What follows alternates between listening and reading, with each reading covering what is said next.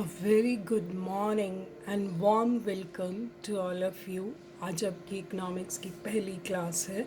I hope and wish you all the very best for your future. हम start करते हैं. आज का हमारा पहला टॉपिक इंट्रोडक्शन टू इकोनॉमिक्स. कुछ स्टूडेंट्स जिन्होंने 11th-12th में इकोनॉमिक्स नहीं पढ़ी है, तो let's start from the very beginning, ताकि आप समझ सकें उसकी बेसिक कॉन्सेप्ट्स को. तो let's start from the very beginning. Introduction to economics. क्या है economics? Human wants are unlimited. जैसे कि आप जानते हैं, हमारी वॉन्ट्स जो हैं, हमारी ज़रूरतें हैं जो वो अनलिमिटेड हैं, और goods and services to satisfy these wants are limited.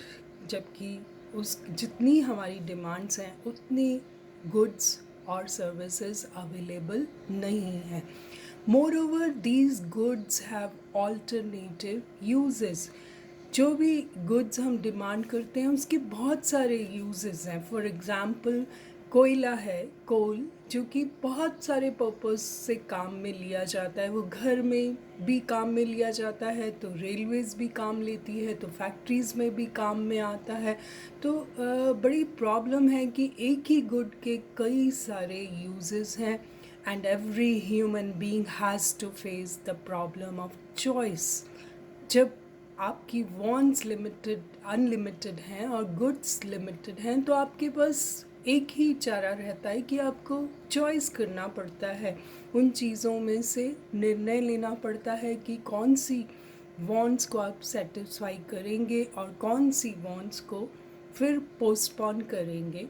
This is the very basis of economic problem. यही तो आर्थिक समस्या है जो हर व्यक्ति, हर फर्म, हर यूनिट को फेस करनी पड़ती है इस दुनिया में. The branch of knowledge which studies economic problem is called economics. और जो नॉलेज की ब्रांच इकोनॉमिक प्रॉब्लम को पढ़ती है, हम उसे इकोनॉमिक्स कहते हैं. तो बहुत ही सिंपल सा ये एक एक्सप्लेनेशन है. अगर हम बेसिक देखें कि इकोनॉमिक्स क्या है, economics just it provides us the how to face the problem of choice, जो कि हर व्यक्ति के सामने मौजूद रहती है. नेक्स्ट हम देखते हैं डिक्शनरी में क्या मीनिंग है और ओरिजिन कैसे हुआ इकोनॉमिक्स का. अगर डिक्शनरी कि हम में देखें कि इकोनॉमिक्स की क्या परिभाषा लिखी है, तो उन्होंने लिखा है the science. I repeat, the science. उन्होंने इसको साइंस कहा है which studies human activities relating to wealth is called economics. It has its origin in 2 words of Greek language. ये इसका जो ओरिजिन हुआ था वो ग्रीक लैंग्वेज के 2 वर्ड्स लिए गए थे. ओइकोस मीनिंग हाउस होल्ड, यानी कि परिवार, और नीमिन मीनिंग मैनेजमेंट, किसी प्रबंध करना. तो परिवार जो इकोनॉमिक्स एक्टिविटीज़ को लेकर प्रबंध करता है, हर परिवार मैनेज करता है अपने इकोनॉमिक रिसोर्सेस को, वही इनफैक्ट जो है इकोनॉमिक्स का ही पार्ट है. Management of house hold is the original meaning of economics. How to derive maximum satisfaction out of limited means.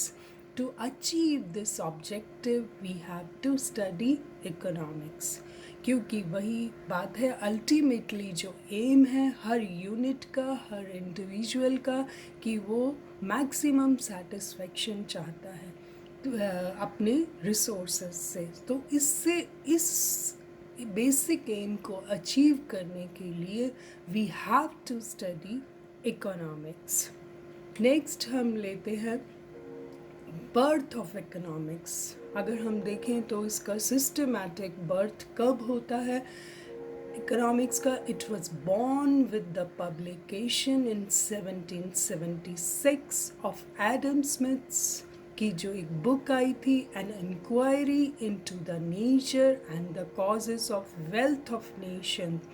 बहुत ही इम्पॉर्टेंट किताब है क्योंकि Adam Smith is considered father of economics, उन्हें ही कहा जाता है।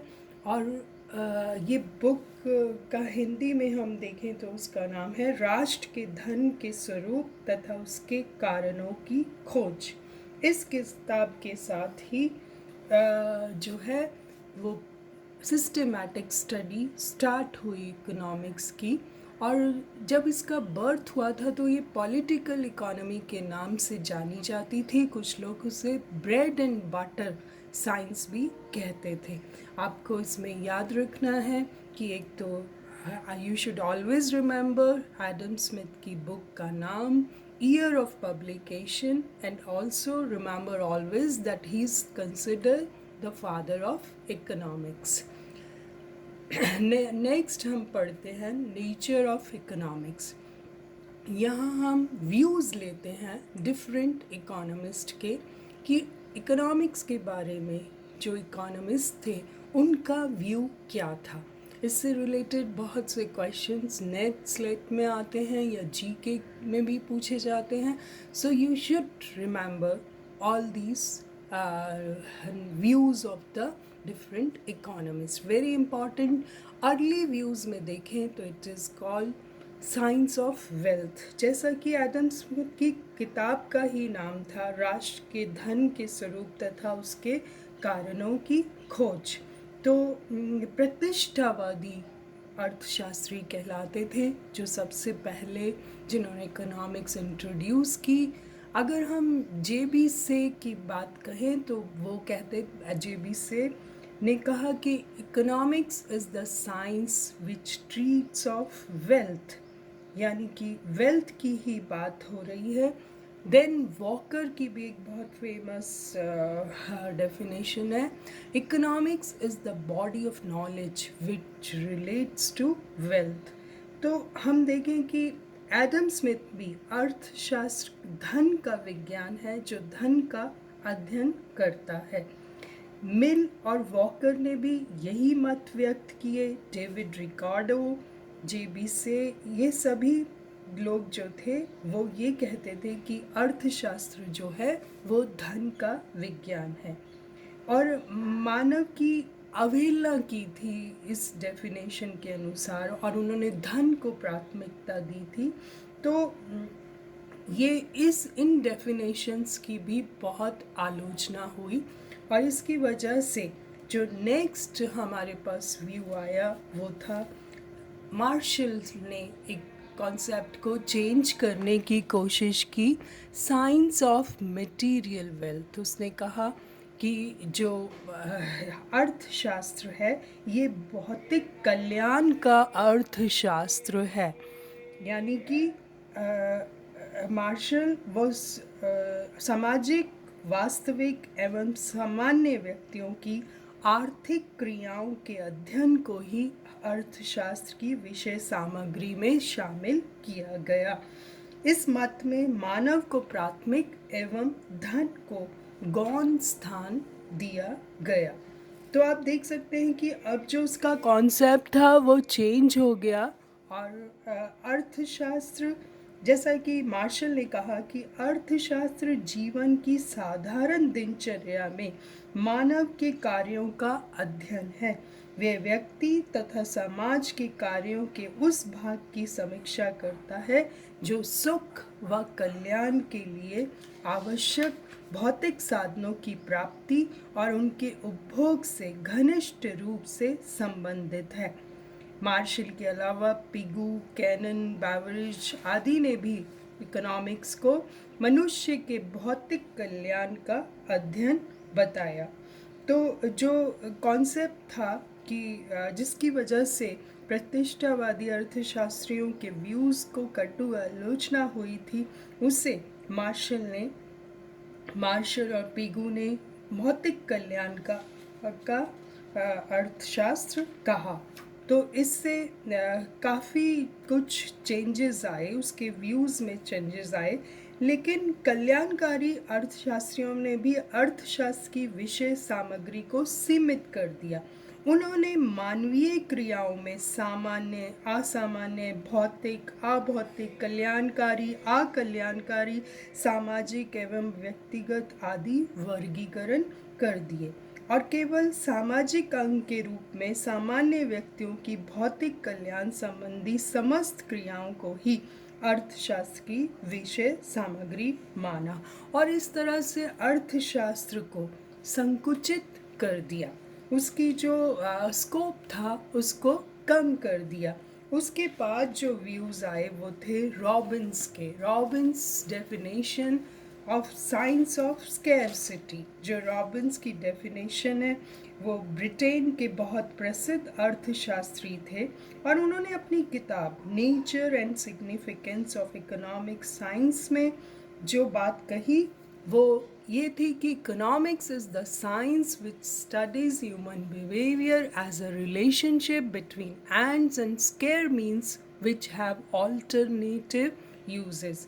ये एक बहुत साइंटिफिक डेफिनेशन थी जिसे उन्होंने कुछ बातों के साथ जोड़ा कि अर्थशास्त्र वह विज्ञान है जो अनेक उद्देश्य और वैकल्पिक उपयोगों वाले दुर्लभ साधनों के संबंध में मानव व्यवहार का अध्ययन करता है। तो इसी मामले में इसी बात को विकसीड ने इस तरह से कहा कि अर्थशास्त्र उन नियमों का अध्ययन है जिसके अनुसार एक समाज के साधन इस प्रकार व्यवस्थित तथा संगठित किए जाएं जिससे सामाजिक लक्ष्य बिना अपव्यय के प्राप्त हो सके। The study of those principles on which the resources of a community should be so regulated and administered as to secure common ends without wastage. तो रॉबिन्स ने जो डेफिनेशन दी वो उससे 3 बातें निकल कर आती हैं कि पहली बात आवश्यकताओं का सीमित होना, दूसरा साधनों का दुर्लभ होना और तीसरा वैकल्पिक उपयोग। तो रॉबिन्स ने जो बात कही उसे मानव विज्ञान का रूप दिया। उनके अनुसार जो ये एक विज्ञान है और ये जो 3 बातों से के बाद हमें उसके जो हल है वो निकालना चाहिए। मानवीय आवश्यकताओं अथवा इच्छाओं से है जो कि असीमित है, परंतु आवश्यकताओं की तुष्टि करने वाले साधन दुर्लभ हैं और इन दुर्लभ साधनों के लिए हमें प्रॉब्लम ऑफ चॉइस फेस करनी पड़ती है, यानी कि जो कि मूल आर्थिक समस्या उन्होंने डाइवर्ट कर दिया कि चुनाव ही मूल आर्थिक समस्या है। तो रॉबिन्स के अनुसार अर्थशास्त्र की विषय सामग्री ना तो धन है, ना केवल भौतिक कल्याण से संबंधित मानवीय आर्थिक क्रियाएं हैं, बल्कि अर्थशास्त्र की विषय सामग्री क्या है? मानवीय क्रियाओं का समावेश होना, जिसका संबंध चयन करने वाली चॉइस मेकिंग तथा डिसीजन मेकिंग से है। तो जो रॉबिन्स की डेफिनेशन को बहुत साइंटिफिकली अप्रूवल मिला और उसके बाद भी लेकिन उन्हें भी कुछ क्रिटिसिज्म का सामना करना पड़ा। रॉबिन्स के अनुसार जिन्होंने उन्हें क्रिटिसाइज़ किया उन्होंने कहा कि रॉबिन्स की परिभाषा भी भ्रामक है क्योंकि ये आधुनिक अर्थशास्त्र के 2 प्रमुख विषयों यानी कि आर्थिक विकास तथा अस्थिरता को प्रकट नहीं करती। Robin's definition of economics is misleading. In particular, it does not fully reflect 2 of the major concerns of modern economics, namely growth and stability. तो आप देखें कि रॉबिन्स की डेफिनेशन को भी क्रिटिसिज्म का सामना करना पड़ा। नेक्स्ट अगर हम देखें तो फिर मॉडर्न डेफिनेशंस आई जिसमें बेनहम की डेफिनेशन है economics is the study of factors affecting employment and standard of living. दूसरा उन्हीं के शब्दों में, economics is the study of factors affecting the size, distribution and stability of countries national income. अर्थशास्त्र उन तत्वों का अध्ययन है जो रोजगार और जीवन स्तर को प्रभावित करते हैं। यह अध्ययन करता है कि एक सभ्य समाज में कोई व्यक्ति अन्य व्यक्तियों द्वारा उत्पादित पदार्थों में से किस प्रकार अपना भाग प्राप्त करता है और कैसे समाज के कुल उत्पादन में परिवर्तन होता है और कैसे कुल उत्पादन का निर्धारण होता है। तो आपने ये सभी व्यूज़ देखे, प्रतिष्ठित classical economics, neo classical economics, फिर आपने रॉबिन्स मॉडर्न डेफिनेशन सभी देखी।